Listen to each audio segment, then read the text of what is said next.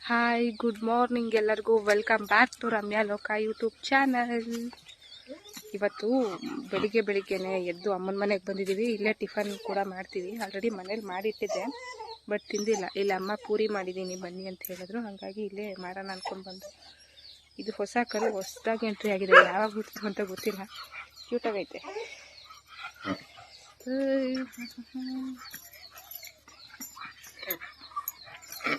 ಕರುಗಳ ಥರನೇ ಇದ್ರೆ ಚೆನ್ನಾಗಿರುತ್ತೆ. ದೊಡ್ಡ ಆಗ್ಬಿಟ್ರೆ ಚಿಕ್ಕದಾಗಿದ್ದಾಗ ಕ್ಯೂಟಾಗಿರ್ತವೆ, ಬಟ್ ದೊಡ್ಡ ಆದಮೇಲೆ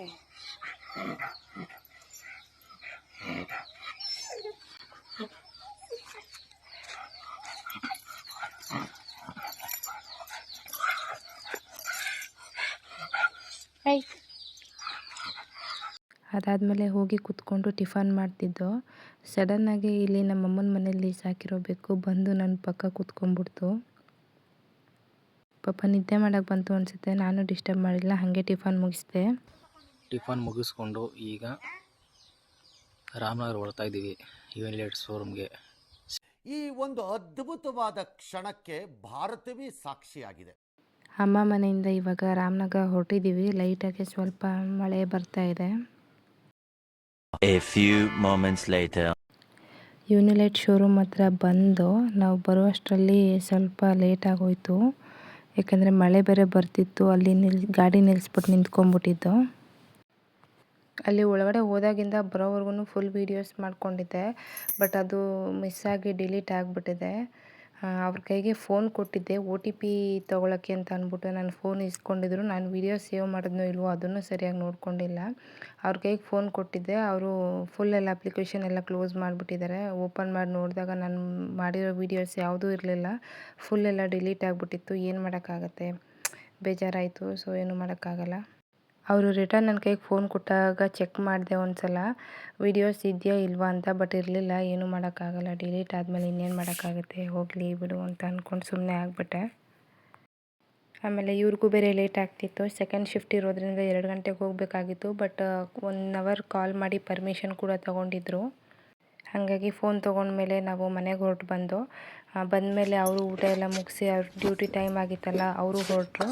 ಅವ್ರು ಹೋದ್ಮೇಲೆ ನನಗಿನ್ನೇನು ಕೆಲಸ, ನಾನು ಮನೇಲಿ ಇದ್ದಿದ್ದ ಕೆಲಸ ಎಲ್ಲ ಮುಗಿಸ್ಕೊಂಡೆ.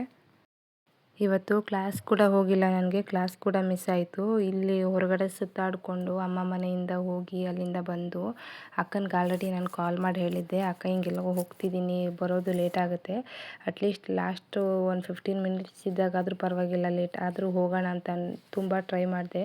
ನನಗೂ ಲೇಟ್ ಆಗೋಯಿತು, ನನ್ನ ಹಸ್ಬೆಂಡ್ಗೂ ಲೇಟ್ ಆಗೋಯಿತು. ಅವ್ರು 1 ಅವರ್ ಪರ್ಮಿಷನ್ ತೊಗೊಂಡು ಲೇಟಾಗಿ ಹೋದರು. ಬಟ್ ನಮ್ಮ ಕ್ಲಾಸ್ ಅಷ್ಟರಲ್ಲಿ ಮುಗಿದೋಗ್ಬಿಟ್ಟಿರುತ್ತೆ.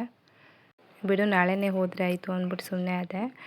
ಅವ್ರು ಬರೋ ಟೈಮ್ ಕೂಡ ಆಯಿತು. ಹಾಗಾಗಿ ಅವ್ರಿಗೆ ಊಟಕ್ಕೆ ಮುದ್ದೆ ಮಾಡೋಣ ಅಂತ ಅಂದ್ಬಿಟ್ಟು ಮುದ್ದೆ ಮಾಡ್ತಿದ್ದೆ.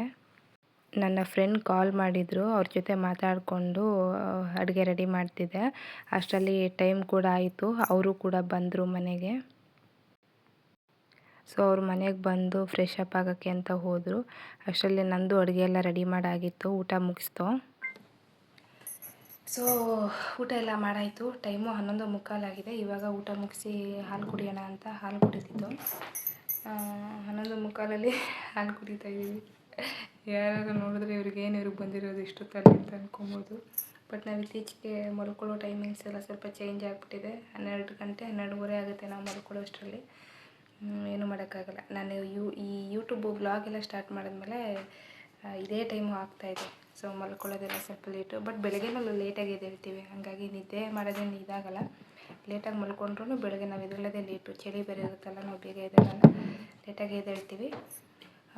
ಸೊ ಇಷ್ಟೇ ಇವತ್ತಿನ ವ್ಲಾಗ್. ಇವತ್ತು ಅಲ್ಲ ಇನ್ನೂ ಇದೆ. ಇವರು ಸ್ಟವ್ ಗ್ಯಾಸ್ ಸ್ಟವ್ನೇ ಫೋನ್ ಏನಕ್ಕೆ ಅಂತ ಅಂತಿದ್ರು. ಸದ್ಯಕ್ಕೆ ಗ್ಯಾಸ್ ಸ್ಟವ್ದೇನು ಪ್ರಾಬ್ಲಮ್ ಇಲ್ಲ. ನಾವೀಗ ರೀಸೆಂಟಾಗಿ ತೊಗೊಂಡಿದ್ದು ಅದನ್ನು. ಎಷ್ಟು ದಿನ ಆಯಿತು ನಾವು ತೊಗೊಂಡು?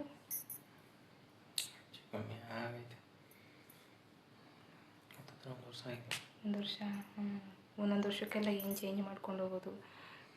ಇನ್ನು ಅಂದರೆ ಪ್ರಾಬ್ಲಮ್ ಏನೂ ಇಲ್ಲ ಅದರಲ್ಲಿ, ಚೆನ್ನಾಗಿದೆ, ಯೂಸ್ ಮಾಡ್ತಿದ್ದೀವಿ. ಸೊ ಸದ್ಯಕ್ಕೆ ಬೇಡ, ಮುಂದೆ ಯಾವಾಗಾದ್ರೂ ಇನ್ನೂ ಸ್ವಲ್ಪ ದಿನ ಹೋದ್ಮೇಲೆ ತಗೊಳ್ಳೋಣ ಅಂತ ಅಂದ್ಕೊಂಡು. ಬಟ್ ನಾವು ಅಲ್ಲಿ ಗ್ಯಾಸ್ ಸ್ಟವ್ನ ನೋಡ್ದು ಇಷ್ಟ ಆಯಿತು. ಬಟ್ ಸದ್ಯಕ್ಕೆ ಅದಿರಲಿ ಬೇಡ, ಫೋನೇ ತೊಗೊಳ್ಳೋಣ ಅಂತ ಅಂದ್ಕೊಂಡು ನೋಡ್ತು, ಫೋನೇ ತೊಗೊಂಡು ಬಂದು. ಸೊ ಇಷ್ಟೇ ಇವತ್ತಿನ ಬ್ಲಾಗ್ ಹೇಗೆ ಅನ್ನಿಸ್ತು ಅಂತ ಕಮೆಂಟ್ ಮಾಡಿ. ಹಾಗೆ ನಮ್ಮ ಚಾನಲ್ ಸಬ್ಸ್ಕ್ರೈಬ್ ಮಾಡೋದು ಮರಿಬೇಡಿ. ಸೊ ಸಬ್ಸ್ಕ್ರೈಬ್ ಮಾಡಿ, ಹಾಗೆ ಲೈಕ್ ಮಾಡಿ, ನಿಮ್ಮ ಫ್ರೆಂಡ್ಸ್ಗೆಲ್ಲ ಶೇರ್ ಮಾಡಿ, ಅವ್ರಿಗೂ ಸಬ್ಸ್ಕ್ರೈಬ್ ಮಾಡೋಕ್ಕೆ ಹೇಳಿ, ನಮಗೆ ಸಪೋರ್ಟ್ ಮಾಡಿ. ಇಷ್ಟೇ. ವಿಡಿಯೋ ನೋಡೋ ಎಲ್ಲರಿಗೂ thank you so much. Thank you.